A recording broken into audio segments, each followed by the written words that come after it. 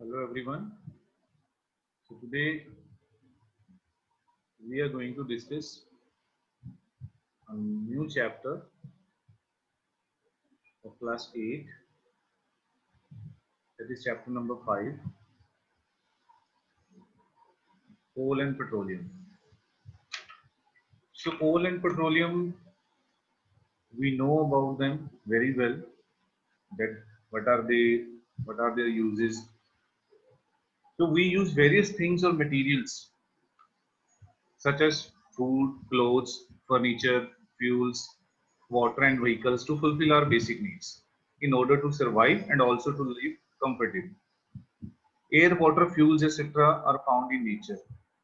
Food, clothes, furniture, they have been made by human beings. So the materials which are present in nature and useful to us to meet our basic needs are called natural resources.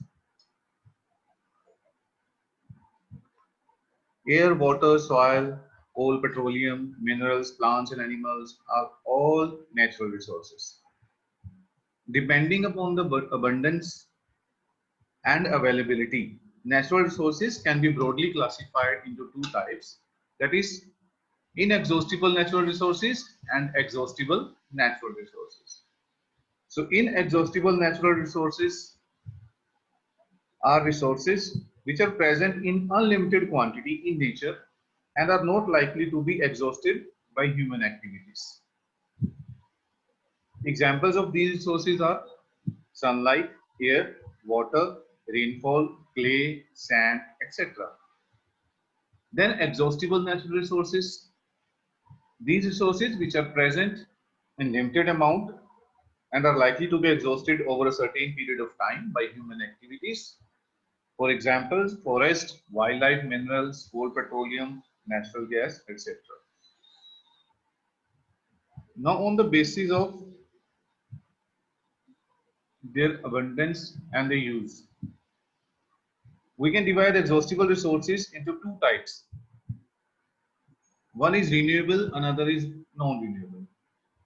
Renewable natural resources, the which can replenish themselves by quick recycling and replacement within a reasonable time period, if managed properly, are called renewable resources. These resources are not likely to be exhausted. However, by excessive and unwise use, they may also be exhausted. For example, soil, forest, wildlife. As we discussed in chapter 7, conservation of plants and animals, that endangered species. So if they are not properly used, right, unnecessarily killing, then they will also exhaust. Then is non-renewable resources, the resources which cannot replenish themselves by quick recycling and replacement within a reasonable time period are called non-renewable resources. For example, coal, petroleum, natural gas. So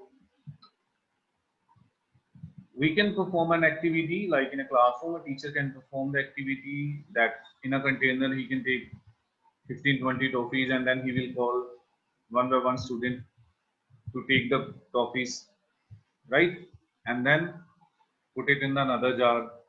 So after dividing this, after observing this, what we will observe, there will be very less number of toffees in the jar which will remain at last.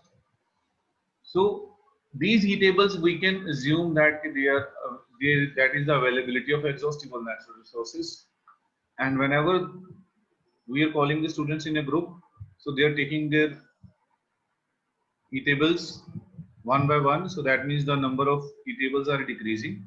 So this is same thing happening with the exhaustible natural resources. So in this chapter, we will learn about some exhaustible natural resources like coal, petroleum, and natural gas. So the material which are burned to produce power or heat energy are known as fuels. The remains of dead plants and animals buried under the earth millions of years ago are called fossils. Fuels like coal, petroleum, and natural gas are all formed from the dead remains of plants and animals buried under the earth millions of years ago. So these are known as fossil fuels because they take millions of years to form. Now let us start with coal. Now these days, the use of coal is very less in amount, less in number. Earlier, people were using coal in a huge quantity, like in the railways. Also, railway engines, steam engines were running on the rail, so they were also using coal. So, what is coal? Coal is a fossil fuel. It is hard and black in color. Coal is found in deep coal mines under the surface of the earth in the form of coal beds. In India, coal is mainly found in Bihar, Jharkhand, West Bengal, Odisha, and Madhya Pradesh. The big coal mines in our country are at Jharia and Bokaro in Jharkhand and Raniganj in West Bengal. Coal is formed by the gradual decay and compression of remains of plants and trees in the absence of air. The slow chemical process of the conversion of the dead vegetation, that is remains of dead plants, into coal under the influence of high temperature and pressure is known as carbonization. Coal contains mainly carbon, but along with it hydrogen, oxygen and small amount of nitrogen and sulfur are also present in it. So here you can see the coal mine, and when we heat the coal in air, it always produces carbon dioxide. And coal is processed in industry to get some useful products. We can also get the products from the coal, that are coke, coal tar, and coal gas. So simply you can write the uses of coal. Coal is used in railway engines to produce steam to run the engine. It is used in many houses in villages as fuel to cook food in chulhas. Coal is used in thermal power plants to produce electricity. It is used in many industries to produce organic compounds such as phenol, benzene, toluene, naphthalene. In industries, coal is used to manufacture coke, coal tar, ammoniacal liquor, and coal gas by the process of destructive distillation. Now let us discuss the products obtained from coal. Before that, I would like to tell you the definition of destructive distillation of coal. Destructive distillation of coal is the process of breaking coal by heating it to high temperature in the absence of air. So first is coke. Coke is a tough, porous and grayish black substance. It is obtained by destructive distillation of coal. It is almost pure form of carbon. It contains 98% carbon. 98. There are some uses of coke also. We can see that it is an essential raw material for the iron and steel industries to heat the furnaces. Secondly, it is used as a reducing agent in extraction of metals from their ores.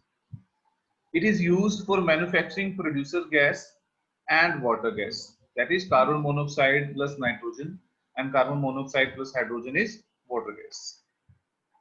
Next is coal tar. You all are familiar with coal tar. The roads, we can say, these are made with the help of coal tar. It's a black viscous liquid. Viscous means thick liquid with an unpleasant smell. It is obtained during the destructive distillation of coal. It is not a single compound. It is a mixture of more than 200 different carbon compounds. So coal tar can be separated into many important chemical substances such as toluene, benzene, naphthalene, phenol, etc. by the process of fractional distillation. These chemical substances are used as starting material for manufacturing dyes, explosives, paints, varnishes, pesticides, plastics, and synthetic fibers, etc.